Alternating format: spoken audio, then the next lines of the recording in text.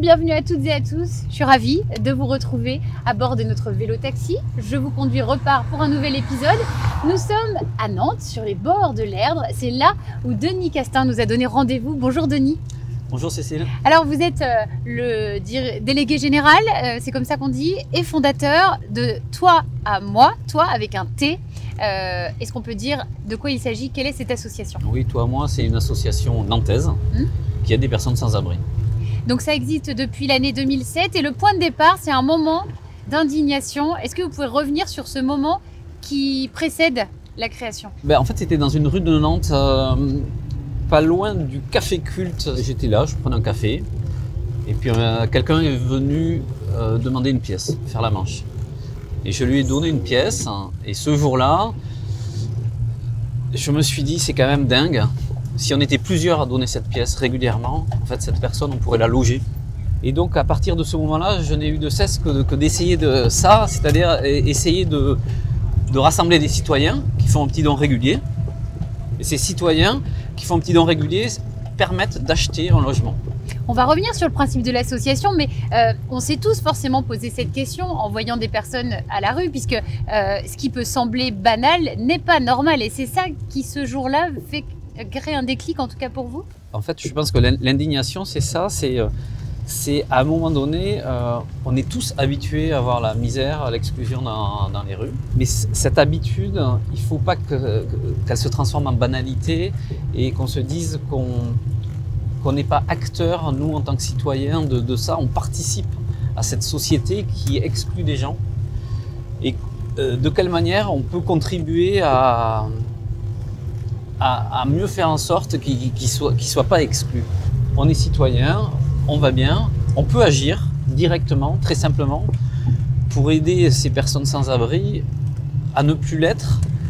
Parce qu'en fait, elles n'ont pas toujours été sans abri, ces personnes-là. Elles ont été comme vous et moi. Oui. Le moment d'indignation, c'est dire, en tant que citoyen, moi je ne supporte pas ça, je vis mal, j'agis et comment je peux agir?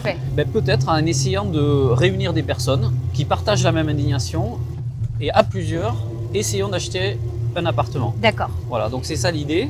On regroupe donc des personnes qui vont faire un petit don mensuel et ce petit don mensuel qui va se cumuler avec les autres. Oui, donc c'est le principe de la part, chacun fait sa part. Voilà, chacun fait sa part et ça permet de rembourser l'emprunt qui permet d'acheter un appartement. D'accord. Donc un appartement, c'est une centaine de personnes qui donnent en moyenne 20 € par mois. D'accord. Mais en plus, elles ont une réduction d'impôt. Elles ne payent pas 20 € par mois, parce que si elles donnent 20 € par mois, ça leur revient à 5 € par mois. Ok. Pas loin d'1 € par semaine. Oui, donc c'est... Et 1 € par semaine, c'est la fameuse petite pièce. La fameuse petite pièce. Donc 100 personnes qui donnent une petite pièce, ça permet de rembourser l'achat d'un appartement. Donc de sortir au moins une personne de la rue, et sachant que vous ne vous arrêtez pas au logement. Ouais, tout à fait. On ne connaît pas toutes les causes de pourquoi ils arrivent à la rue, pourquoi ils en sont à un moment donné dans cette déconnexion par rapport à la société. Mais ils ont plein de problèmes. Chaque personne sans abri a ses problèmes qui sont différents d'une autre personne sans abri, mais il y a quand même une réalité, c'est que si elle est à la rue, il y a plein de problèmes. Et donc, au-delà de simplement l'absence d'un logement, du manque d'un logement, les personnes qu'on loge, elles ont besoin d'aide pour résoudre ces problèmes. Oui. Et donc chaque personne qu'on va loger, on va les accompagner pour résoudre cet ensemble de problèmes. Là, on a un travailleur social, toi, moi, qui va accompagner plusieurs heures par semaine chaque personne. Et l'idée, c'est que ces problèmes, petit à petit, ils se résolvent. Alors c'est pas nous qui les résolvons, c'est les personnes, mais on les aide pour ça. Ces travailleurs sociaux, il faut qu'ils aient la capacité de mener cet accompagnement 360, comme j'ai dit, sur l'ensemble des problèmes et de le faire d'une manière particulièrement individualisée. Et oui. Donc il faut que chaque travailleur social ait suffisamment de temps à passer avec chaque personne. Chaque travailleur social, à toi et moi, va accompagner moins de 10 personnes. En moyenne, notre taux d'accompagnement, c'est un salarié à temps plein va accompagner 5 personnes. D'accord. Donc ça veut dire qu'en moyenne, c'est un jour par semaine d'accompagnement. Oui. Et c'est grâce à ce niveau d'accompagnement qu'on peut aider vraiment les personnes sans abri à changer de vie. Parce que l'objectif de toi et moi, c'est pas juste de mettre à l'abri des personnes sans abri. C'est bien de les aider à rechanger de vie. Et ça prend du temps. Pour donner un ordre d'échelle, une personne qui a passé 10 ans à la rue, souvent ce qui se dit, c'est que pour qu'elle aille mieux, ça va prendre à peu près la même échelle de temps. Au-delà du logement et du travail des travailleurs sociaux, Oui. du travail d'accompagnement, on a considéré à toi, à moi, qu'il y avait quelque chose qui était essentiel, c'est que les personnes qu'on accueille, souvent, elles sont dans leur microcosme de personnes en galère. Et qu'elles côtoient d'autres personnes qui sont en galère quand elles sont à la rue, et que souvent, elles ne croient plus au fait qu'elles aient une place dans la société des gens qui vont bien. Et donc à toi, moi, on a des bénévoles qui vont passer du temps avec les personnes qu'on accueille autour d'un café, autour d'un repas, une sortie, un concert. Et ces petits moments passés avec des bénévoles, je pense à des cours de dessin aussi, des cours de musique, vont faire reprendre confiance aux personnes qu'on accueille. Et il y a des vrais liens qui vont se créer, des liens quasiment d'amitié. Oui, j'imagine. Des bénévoles de tous les âges. Des bénévoles de tous les âges, il y a des étudiants, il y a des jeunes actifs, il y a des personnes retraitées. D'accord. Et alors forcément, il y a des personnes qui vont mieux correspondre à d'autres. Bien sûr, des affinités qui se créent plus ou moins. Ouais. Et ça, c'est essentiel. Souvent, c'est ce lien fait avec le bénévolat qui va donner le courage nécessaire pour résoudre les problèmes dont on a parlé. Et le bénévolat, c'est le terreau qui permet ça. Et donc souvent, les personnes, une fois qu'elles ont quitté toi, moi, par exemple, qu'elles ont un nouveau logement, un nouveau travail, elles vont continuer à avoir les bénévoles, même en dehors de toi, moi. C'est juste une relation qui s'est créée, qu'on a initiée, quoi. Vous êtes fier de ce qui a déjà été fait, de cet écosystème que vous venez de nous décrire? Alors, en fait, je suis... c'est peut-être pas le bon mot, fier. Ouais, je sais pas si c'est le bon mot. En tout cas, je suis heureux que ça marche. Parce qu'en fait, là où c'est surprenant, c'est qu'effectivement, quand on a créé Toi, Moi, on pensait que les personnes qu'on allait aider, ça allait être des personnes qui étaient à la rue depuis peu de temps, des personnes qui avaient des petits problèmes et pas forcément des gros.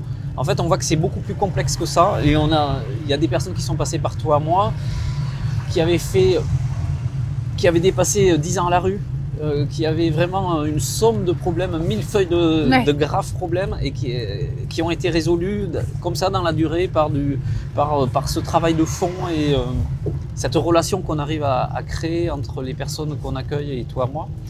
Donc je suis satisfait de ça. Je suis satisfait qu'on ait réussi à le dupliquer aussi dans d'autres villes.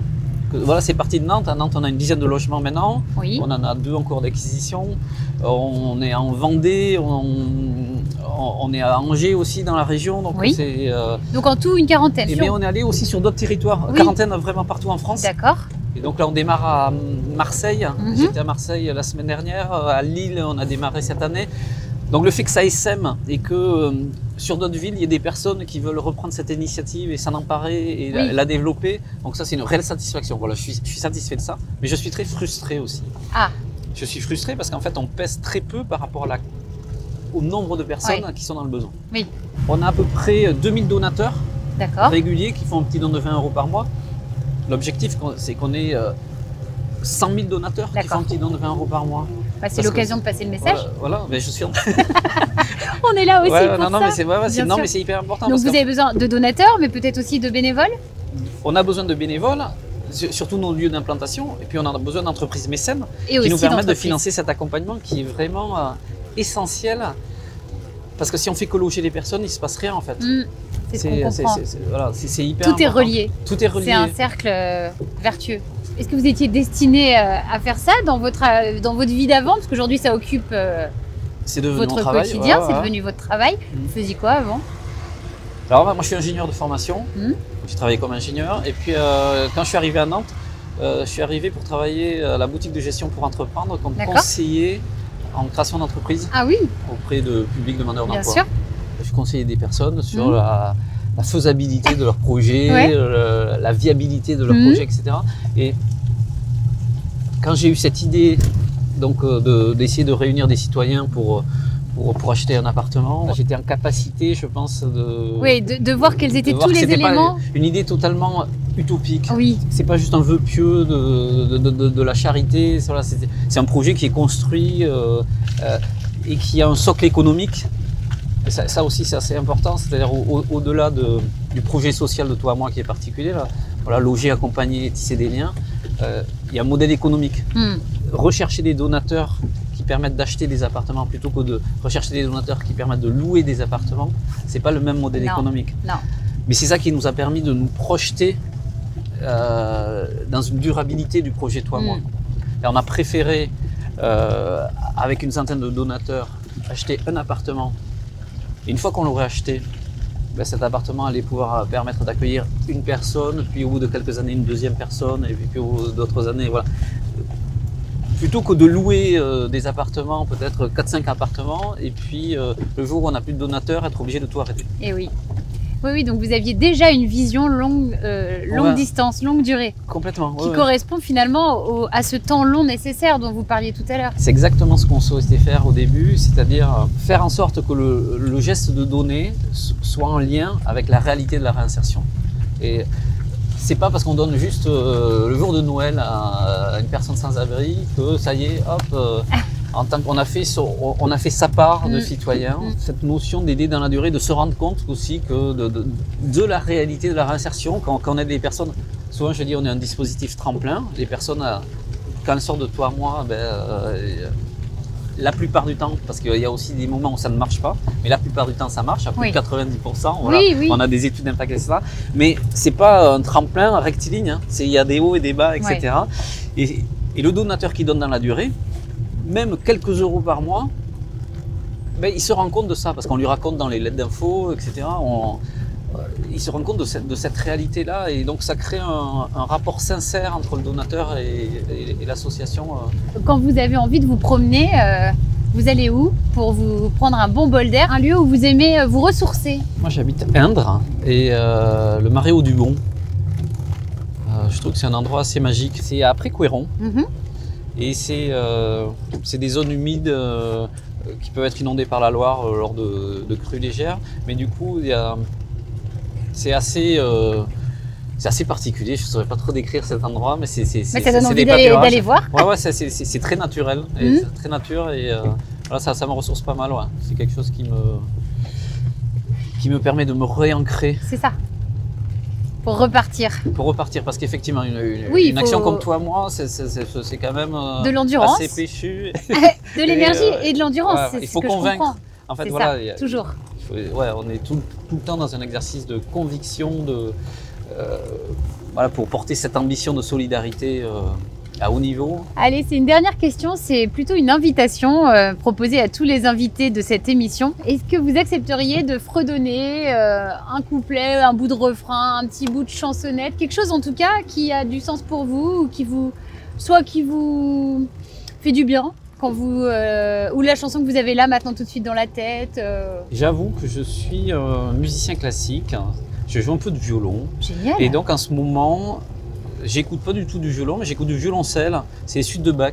Trop bien. Voilà, pour violoncelle. Et donc je vais pas oser les fredonner, parce que d'ailleurs j'y arriverai pas. C'est pas évident, fredonner du Bach. Hein. Et vous jouez quoi au violon quand vous jouez? Du Mozart. Ah ouais. Voilà. Mozart. Les sonates de Mozart. Ouais. Voilà. Moi je les joue au piano. Ah bon? Il faudra qu'on se retrouve. Ah ouais, des sonates ouais, c'est vrai. Oui, c'est vrai. C'est magnifique, les sonates violon-piano. Complètement. Bon, mais voilà, on se donne rendez-vous, on va le faire dans... Alors, oui, voilà, on va trouver une solution. Merci beaucoup, Denis. Ouais, merci beaucoup. Merci pour toutes ces précisions. Donc, vous l'avez compris, Toi à Moi a besoin de vous à différents niveaux et dans différentes dimensions pour grandir, croître et répondre toujours plus et mieux aux besoins qui sont là et qui sont grands.